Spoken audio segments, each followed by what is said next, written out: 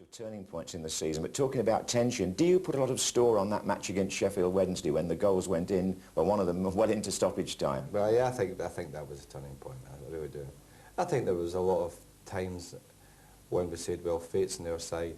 You know, there were moments we had a bit of luck, and all the times I've won anything, John, I've always pointed to a particular instance where I said, well, we had a bit of luck there. And you can't do without it, you know. That Sheffield Wednesday game was, as you say, was a case in point. That you just felt then, with Aston Villa drawing with Coventry that day, that us scoring so late, that just sort of catapulted us forward, you know. In terms of personnel, he's an unpredictable personality, Cantona, isn't he? I mean, people have said he's had a stop-start career in different places. Do you see him staying here a long time, or do you think he's one of those that might have done a marvellous job and then go early, or what? Well, I've read all these things, and I've never spoken about it. I don't see the point of it. But there's certain things about Eric that I have noticed. He doesn't mind his own company. I've spoken to friends of his in France, and even in their company he's quiet. He's a quiet person. So no one intrudes in his way of life, in that sense of the word. If he prefers to be on his own or his own company, whatever, that's fine. But there's certain things that do stand out. He's got intelligence, he's got lovely manners, and his training performances are out of this world. He practices, he's a fantastic trainer. I've never been so impressed with a player, and what he's done is he's brought that into a lot of our training. In fact, the tail end of the season, we reorganised our training to suit some of the things that he likes doing, practice for instance. So for half an hour, there's about half a dozen now practice certain things, which maybe if you think about the English training, we do our training to suit whatever our needs, our physical part, the tactical part, but we never really have the time to include practice because of the number of games. Certainly I think being out the Cups helped us, but Giggs and Sharp and Hughes and McLaren, players like that, an instant, all practice with them. And it's fantastic to see that, and I think he's brought certain things like that to the club. Do you feel that the chairman, Martin Edwards, takes any credit? He's been a fantastic chairman to me. He has never at any point ever interfered with the running of our club and the football side. There's two things he said to me. One, he said, before the Nottingham game, he says, no matter what happens, you'll not be sacked. I can assure you that, which was fantastic. I know that what happened was the press had come on saying, asking a question, would Alex Ferguson be sacked if he lost the game?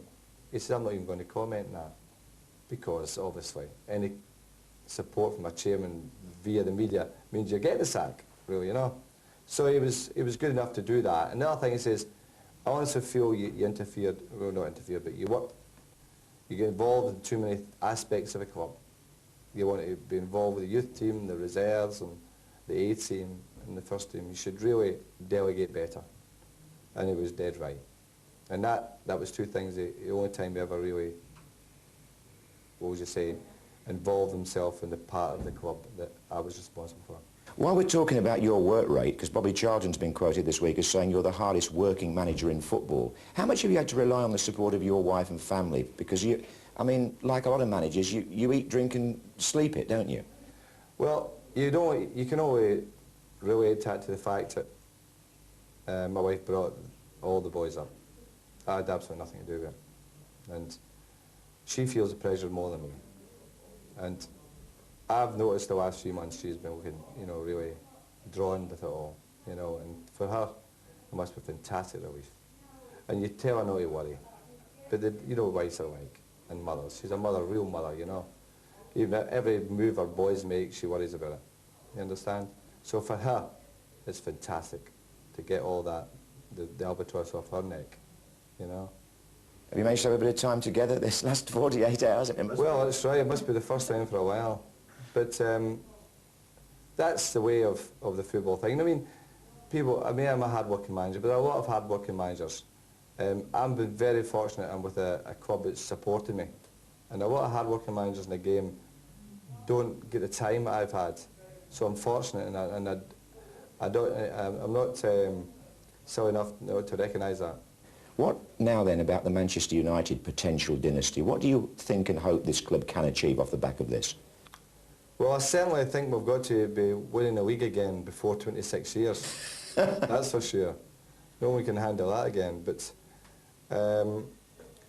it's media, we've got to handle this media thing again. They're all talking about, and I think it's maybe a fair assessment of the way the club is at the moment, and it's a good assessment. I think we're very, very healthy. But I don't like this domination thing, you know, because it breeds a resentment from a lot of clubs. And we have enough resentment at our club anyway, towards our club, I feel. And not every quarter, but some quarters, because the thing is so big. And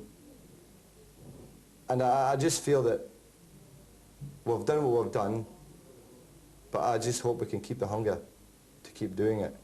Now, I don't know where it'll take us. If we've still got the hunger, I say to the players, and I hope they're listening here, they can achieve whatever they want to achieve, because they're good enough. There's no question about that.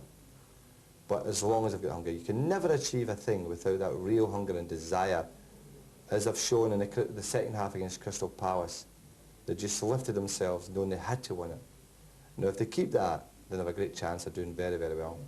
What about the stadium, Alec? I mean, it seems to me a bit of a shame that next season, beautiful though it is, it's limited to 45,000 people. More people will want to watch Manchester United than that, surely.